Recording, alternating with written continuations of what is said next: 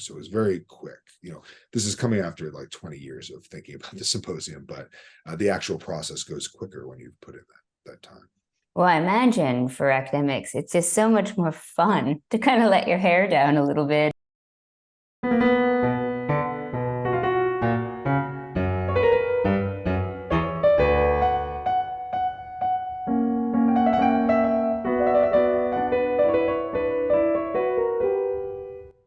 How should we enjoy Plato's Symposium? How can we understand it more? And what if we drop a scholarly perspective and take a more musing tactic, one that will result in more questions than answers? Today's Classical Wisdom Speaks program is with Alex Priou, the teaching assistant professor in the Herbst program for Engineering, Ethics, and Society at the University of Colorado Boulder, and faculty fellow in the Benson Center for the Study of Western Civilization. He's the author of several books, including his most recent Musings on Plato's Symposium, of which we'll speak about today. But before we begin, a quick shout out to our Classical Wisdom Society members for making this podcast possible. If you haven't already, please go to classicalwisdom.com and check out our free newsletter. Now, time to take philosophy out of the classroom and into the dining room, with wine, of course. So, as I was just saying, I'm looking forward to talking about your sort of musings on Plato's Symposium. And it's a very interesting book, very different than I think what most people have read on Symposium. And you kind of say in the very beginning, hey, this is not a scholarly book, but you are an academic. So why, as an academic, did you decide to write this decidedly non-scholarly book on Plato? And like, does this sort of illustrate how somebody should engage with philosophy? Yeah, I mean, I once had this experience. I was talking to a classicist at NYU. I'd gone to his office. When I was still in the academic wilderness trying to find a position. I thought about going for a second PhD, and I was sitting and talking with him, and I had a copy of Eva Brand's book on Heraclitus with me, and he was looking at it. He thought it was interesting, and he does work on the pre-Socratics, and he looked at the back where it lists her other books, and there was that one, Homeric Moments, Clues to Delight, and reading the Iliad and the Odyssey, and he says, well, that is kind of why we get into it, right? We just enjoy reading the book, and I explained this, these small little things similar. That's the book that this has been compared to the most. But anyways, he then proceeded to take out a book of his own, which was about like a 1,200-page book that was a complete bibliography of work on Parmenides' poem, which is what survives of it is about 150 lines, I suppose. And this is this gargantuan thing. And that, to me, really encapsulates the difference between actual delight in reading and thinking versus the necessary and quite rigorous work, but which that scholars do, but which remains trapped within the sort of strictures of scholarly convention. And I have written scholarly works and sort of attempting to be exhaustive in writing on something, but there's a point at which that kind of dry and rigorous intellectual labor and trying to communicate it in that kind of style starts to do an injustice to the original spirit of a work. And I think it struck me. So I was asked to write something on the Symposium for a collection of essays. And so I taught a seminar on it last fall. And as I was working on it, I just thought, I think I'm ready to write something on this. But I felt like to go through the very didactic scholarly style was especially sort of in poor taste, you could say. And I say that knowing that there's so many things in poor taste in my book, but there was sort of something wrong about that. And so, especially as regards the nature of philosophy, and this is a philosophic work, the Symposium, that is, there is something seductive about philosophy. There's something seductive about Socrates and what he does, also enraging, but there's something appealing and attractive to certain types of people. And that seductive character is nowhere more pronounced, I think, than in the Symposium, which literally is framed it's a chain of communication. There's an original conversation, then it's passed on. It's passed through two lovers of Socrates. And so there's this kind of beauty, and it's filled with lovers. Agathon loves him, Alcibiades is there, he loves him, and one could make the case that Plato even loves him. So it's Socrates, you could say, at his most charming, most seductive, and presenting philosophy as at its most seductive. And so I thought it would be nice to write something that reflected that.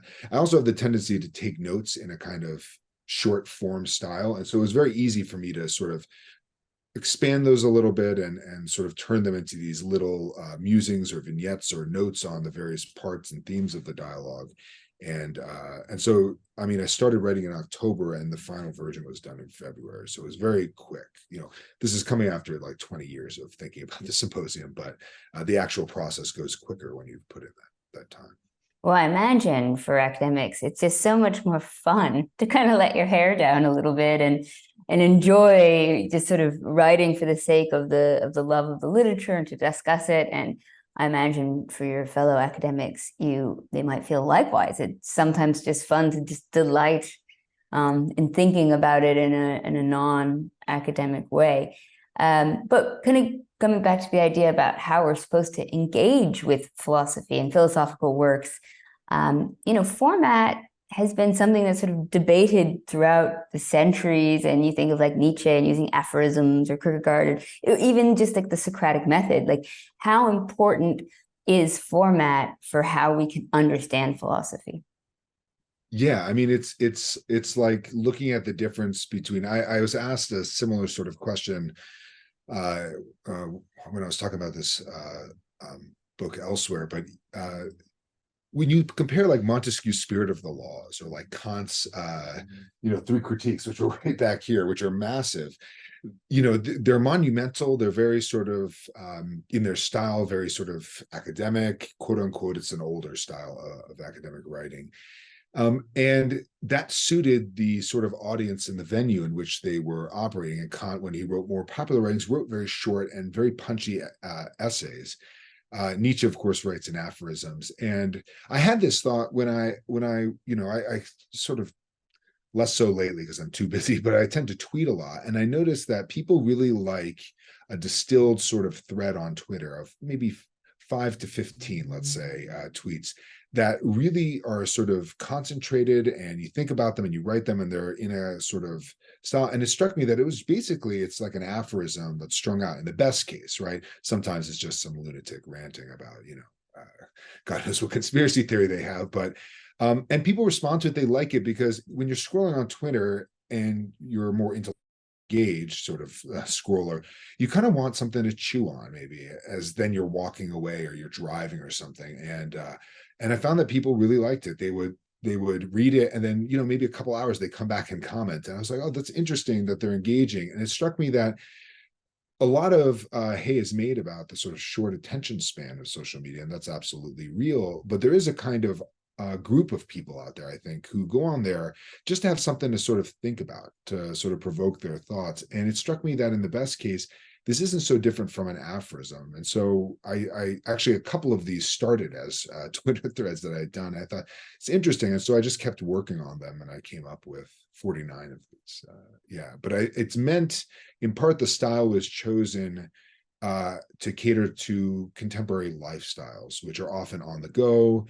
You want something that you're guaranteed, if you spend 5 minutes reading, you're going to get something to think about. And then as you're running around, you can do something with that.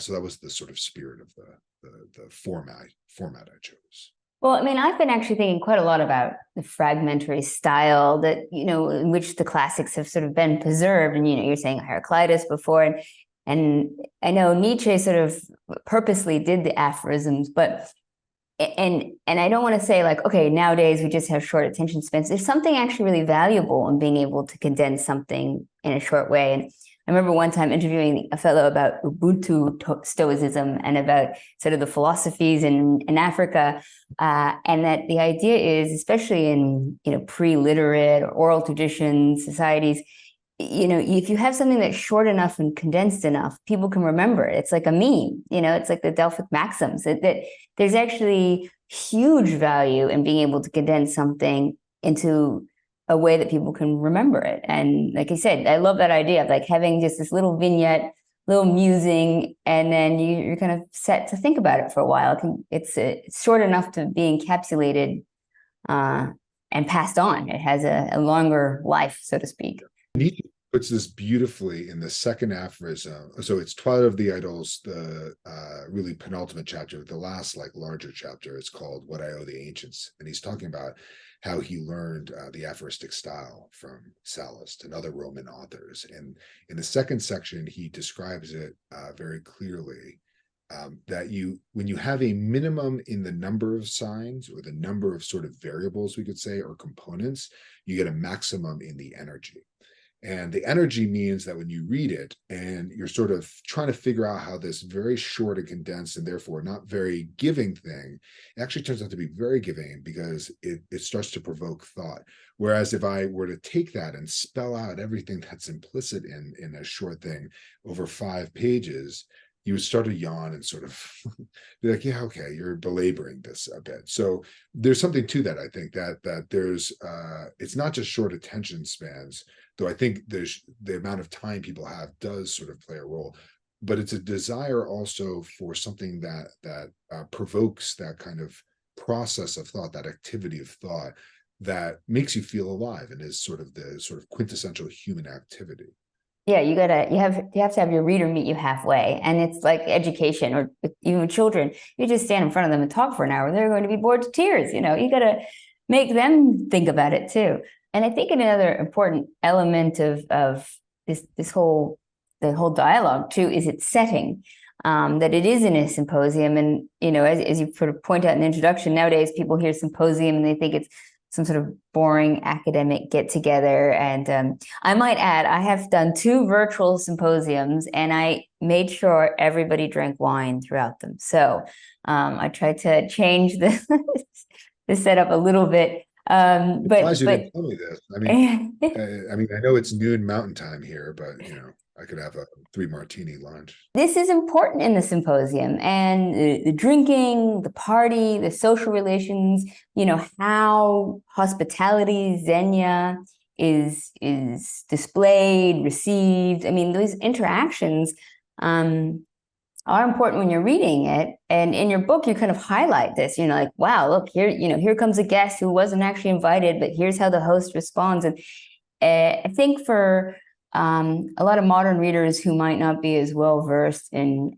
how the rules of hospitality played, might not know how to read these transgressions or acceptances.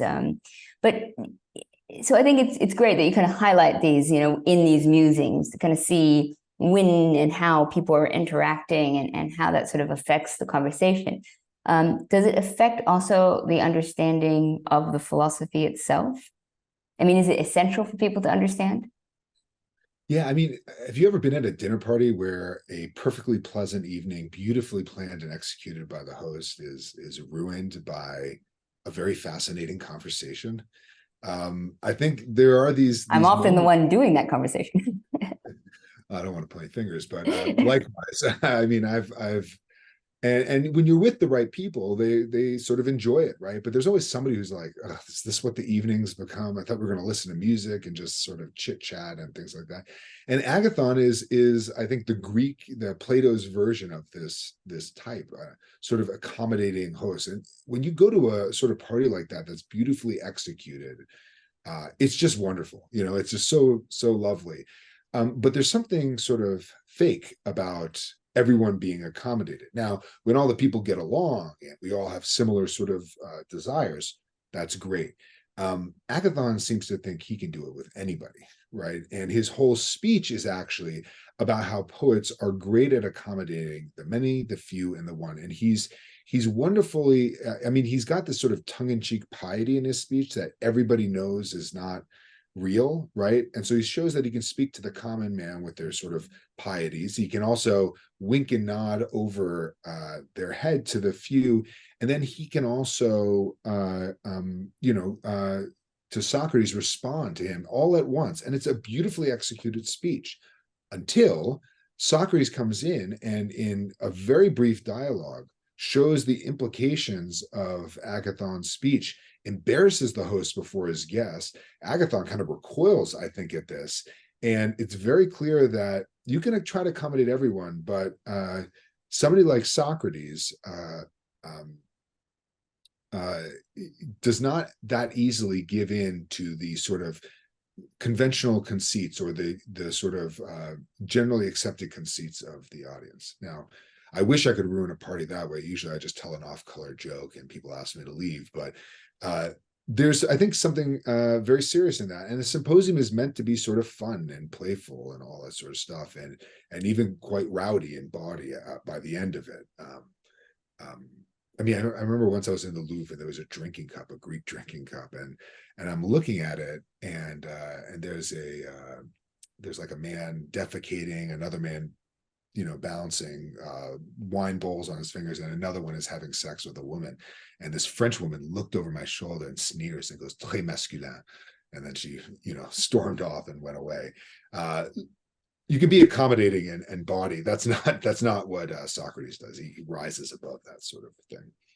Is that like a nod to some of Socrates's inner cynicism, that this kind of the culture of the cynics, where they sort of just don't abide by social norms, like purposefully, just kind of show that some of these norms are not necessary, or the value of just kind of questioning everything?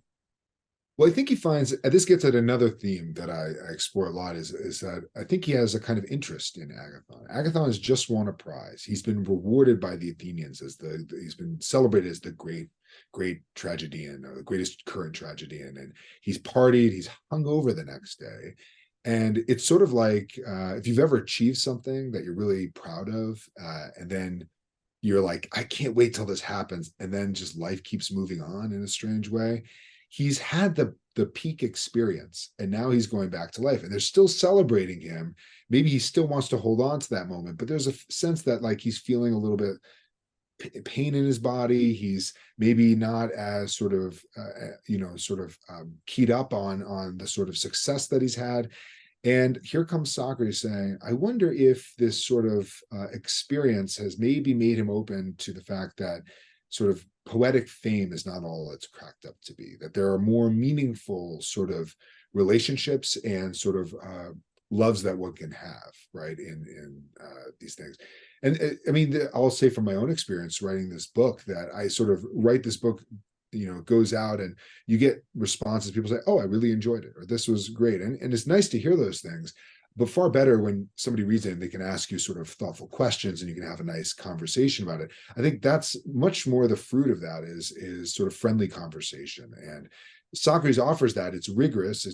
I wouldn't go so far as to call it cynicism, but it's rigorous, it's skeptical, it's probing, but it finds in these sort of experiences, such as Agathon has had, very profound questions about the good life and about the good life, what sort of life one should live, and what sort of ends we should pursue as good. The idea of it being a conversation and continuing a conversation, I feel like was very inherent in the book. I mean, every kind of section of Musing essentially ended with like a question or a puzzle. So is the idea that you do want to do you want anyone to respond? Like, do you want the readers to start a book club? Or is this kind of part of the idea of like a Socratic method? Well, I'd not thought about a book club, but that'd be lovely. I mean, the questions are meant to provoke thought. I hope that, and I say this in the preface of the work, I hope that if they take the questions seriously, they'll look back to the symposium and they'll look within my book as well to see what's sort of going on.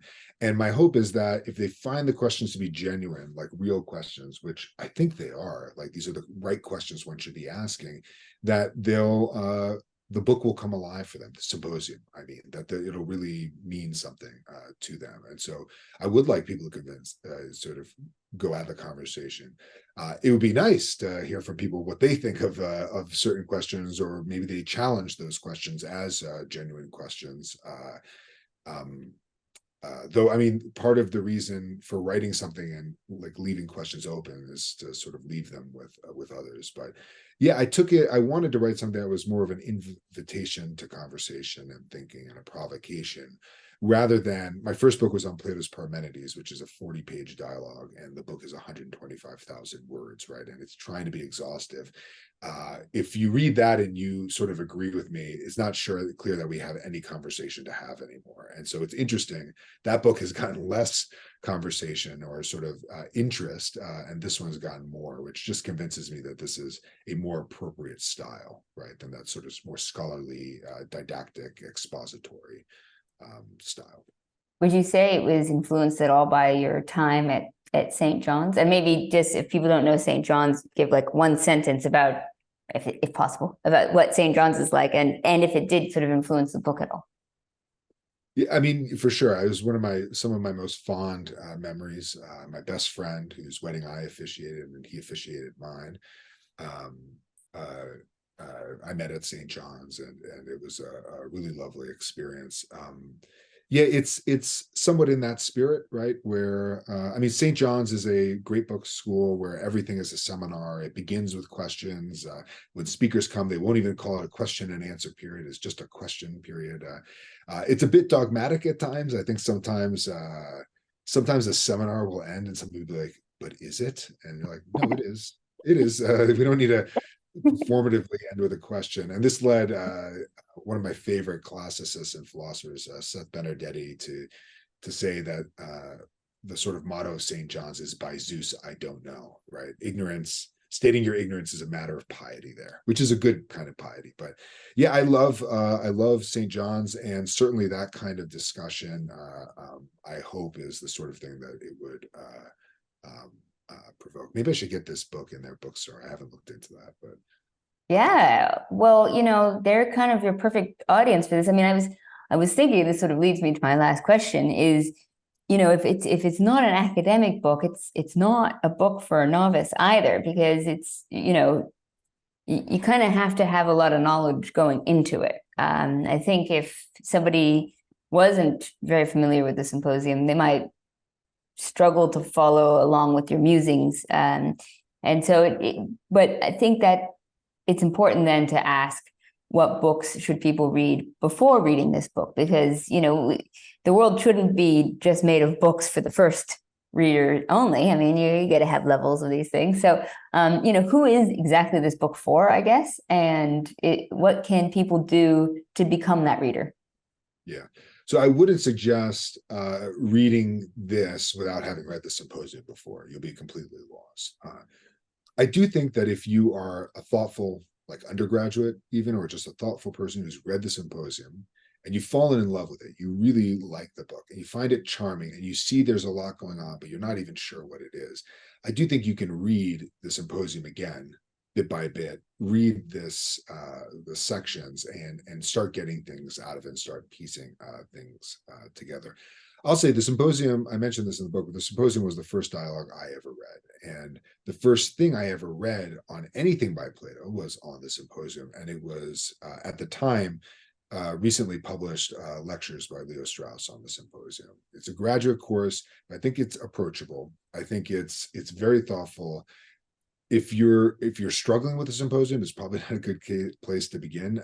But if you really like it and you want something that's a little bit more expository, I think it's great. I mean, I remember it was after reading those lectures and reading the dialogue that I was sold on Plato. I said, you know what, I'm gonna go I'm gonna go whole hog on Plato, and I would recommend that.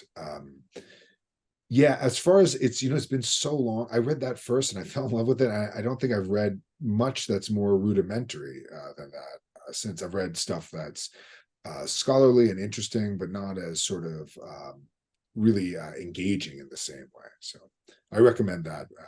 And yeah, Do the musings kind of go chronological with the telling of the Symposium? with some exceptions. There's a couple of exceptions for various reasons. I put a couple out of order, but it is largely chronological, and it becomes obvious if something is not in the right place, quote unquote, by temporal things. But yeah, it does start at the beginning and end at the end. That's for sure. It stays largely with that throughout. Would you ever do like a digital version where you, or just even sections where you would have the original text and then the musing? So you kind of set it up easily for the kind of conversation for people to sort of engage on it in many levels. That would be interesting. I'm working on the Republic now, and I'm about to find myself with a lot more time on my hands soon. For various reasons, good and bad. And I was like, I'm going to write something similar to this in style on the Republic, though definitely sequential and focusing on the mechanics of the drama in relation again to Thucydides and the Peloponnesian War. But I've been sitting down. I'm like, if I got all this extra time over the summer and during the semester, maybe I'll I'll translate it. I thought maybe that'd be kind of fun to kind of intersperse sections or something like that. But yeah, I mean, in the way that a lot of these commentary translations have like kind of sort of running commentaries in the back that you kind of key up. I think that would be sort of fun to do. But yeah, no, I haven't. I don't think I've translated the Symposium before. I've taken graduate courses in classics on it and stuff, and I've read it in Greek a couple of times. And I don't think I want to translate it as a whole. I think once I've written something on a dialogue, I tend to move on to the next thing. So I think, but that is a good idea if I do something like this again. Well, so your next task then is the Republic. That's the next mountain to climb. Yeah, I've been teaching a seminar on it for the past few years, and I really like, and this I think would be interesting to your listeners, but I really like the way in which Plato embeds his dialogues in history, right? Taking contemporary events, echoing them very subtly in the dialogue. The Republic is massive, replete with references and allusions to the Peloponnesian War, to the Corcyraean Revolution, to the Melian dialogue, etc. There's all sorts of references, and I just love sort of spelling out how politics bleeds into psychology, bleeds into philosophy, and how Socrates is this weird sort of philosophic sort of machine that goes on it and figures out what's going on. It's pretty fascinating. Well, that would be really exciting. It kind of reminds me of, it's going to sound like a weird comparison, or maybe not that weird, I don't know. But we had this great tour guide once who came on the podcast, and he was appropriately named Aristotle. And he was describing how he's a Greek fellow. I mean, his love for the ancient world was just immense. And he was like, yeah, people will go to these wonderful archaeological sites, and they won't know that if you just look in this corner, you're going to see this like really awesome artifact, and it kind of just shows you this whole thing. And I guess it sort of feels that same way to do with the dialogues. Like you can read the dialogue and kind of, if you don't know what to look for, if you're reading it on your own, you might miss that line and not know that there's this great indication of its context in history, or that this relationship meant that. So it's kind of like being the ultimate tour guide into the philosophical literature.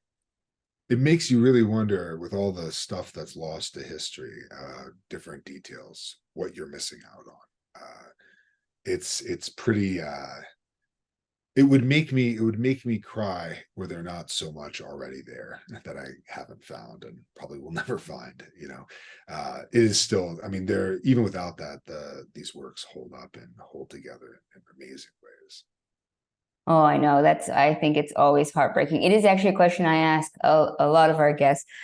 Which lost piece that do you wish maybe they're going to find next in an Egyptian trash heap? If there's like one text that they discover, would you be like, you're like, yes, finally?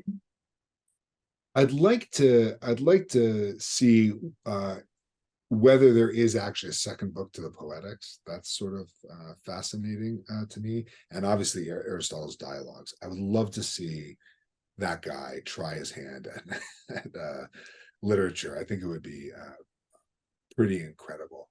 Obviously, and some of the stuff you think doesn't survive for maybe good reasons, from like little fragments, you're like, maybe this wasn't the greatest thing.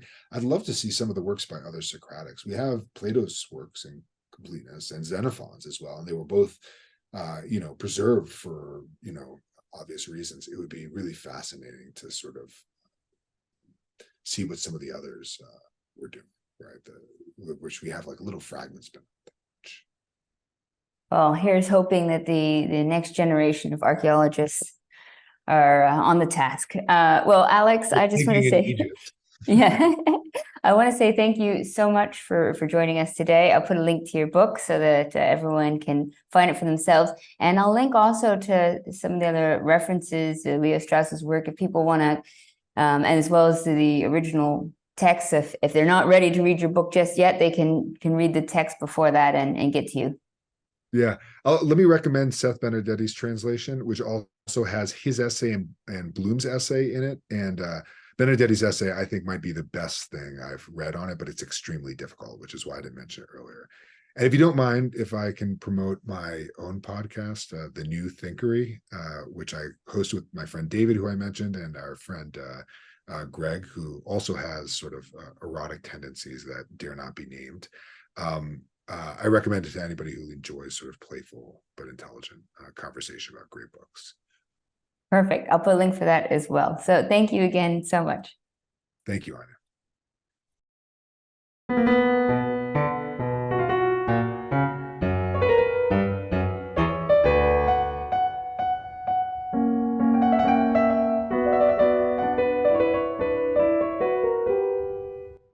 Thank you for listening to Classical Wisdom Speaks, a podcast dedicated to bringing ancient wisdom to modern minds.